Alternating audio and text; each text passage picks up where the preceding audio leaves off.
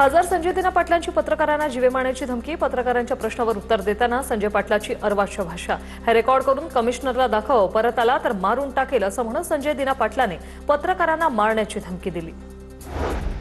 पत्रकारांची भावना दुखावण्याचा हेतू नव्हता, संजय दिना पाटील मला बोलले। संजय दिना पाटलांना दिलगिरी व्यक्त करण्यास सांगितलंय। उपमुख्यमंत्री एकनाथ शिंदे यांचं संजय दिना पाटलाच्या वक्तव्यावर ही प्रतिक्रिया। कुणीही कोणालाही अशा प्रकारची धमकी देणं ही योग्य नाही। संजय दिना पाटलाच्या पत्रकारांवर दिलेल्या धमकीनंतर मुख्यमंत्री फडणवीसांची ही प्रतिक्रिया। या प्रकरणी माहिती घेऊन बोलेन फडणवीसांचं वक्तव्य। पत्रकारांचे खून करू, 5 जणांचे खून करून बसलोय, पोलीस आयुक्तांना घाबरत नाही, गृह खात्याची लक्तरं वेशीवर टांगली जातात। संजय दिना पाटलाने पत्रकारांना दिलेल्या धमकीनंतर राऊतांचं ट्विट। हिंदूंच्या टोळीची संस्कृती जगात समोर येते। पळपुट्या खासदाराने सगळ्यांना धमकी देणं सुरू केलंय। आदित्य ठाकरेंची टीका। संजय पाटलांनी हिम्मत असेल तर राजीनामा द्यावा, आदित्य ठाकरेंची प्रतिक्रिया।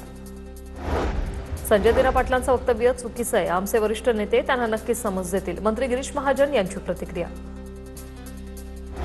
भावनेचा उद्रेक झाला म्हणून संजय दिना पाटील बोलले असतील। संजय दिना पाटलांकडून आणि माझ्याकडून मी पत्रकारांची माफी मागतो। संजय दिना पाटलांच्या वक्तव्यावर मंत्री संजय शिरसाटांची प्रतिक्रिया। संजय दिना पाटलांनी चुकून शिवीगाळ केली असेल तर त्यांनी माफी मागावी। मी पत्रकारांमुळे मोठा झालो, मी माफी मागतो, पण अशी शिवीगाळ करणं योग्य नाहीये। संजय दिना पाटलांनी केलेल्या पत्रकारांना केलेल्या शिवीगाळावर बच्चू कडूंची प्रतिक्रिया। बॉम्ब टाकीन, मारून टाकीन ही भाषा योग्य नाही। जितेंद्र आव्हाडांची संजय दिना पाटलाच्या वक्तव्यावर हल्लाबोल। तर संजय पाटील गुंड प्रवृत्तीचा नाही, तो कसा काय बोलला माहीत नाही, आव्हाडांची प्रतिक्रिया।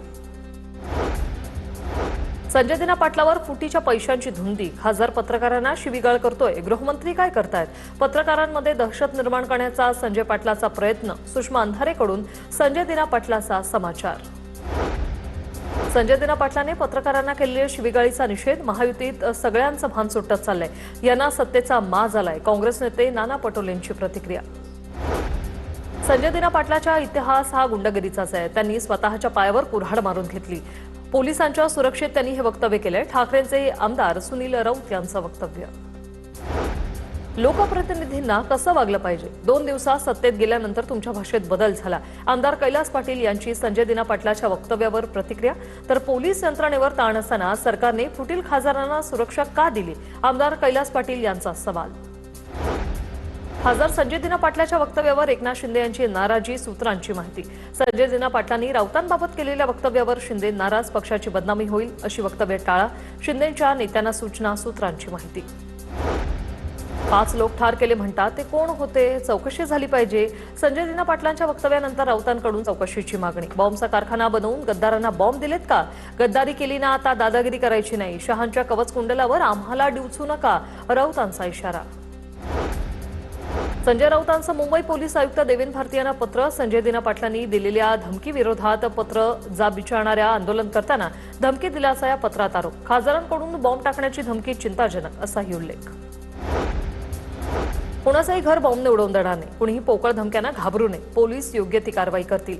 संजय राऊतांच्या पत्रानंतर गृहमंत्री देवेंद्र फडणवीसांची प्रतिक्रिया। संजय राऊतांचे बॉम्ब संपले, आता फक्त फुसके लवंगी फटाके उरले। पंतप्रधान नरेंद्र मोदी यांच्या विरोधात बॉम्ब टाकण्याच्या धमक्या देणाऱ्यांनी आधी स्वतःची राजकीय ताकद तपासावी। भाजप प्रवक्ते नवनाथ बन यांची संजय राऊतांवर टीका। अमरावती जिल्ह्यात काँग्रेसला धक्का। काँग्रेसचे स्थानिक नेते आणि माजी जिल्हा परिषद सदस्य प्रकाश साबळे यांचा रवी राणा यांच्या युवा स्वाभिमान पक्षात प्रवेश। प्रकाश साबळेंवर युवा स्वाभिमान पक्षाच्या जिल्हाध्यक्षपदाची जबाबदारी।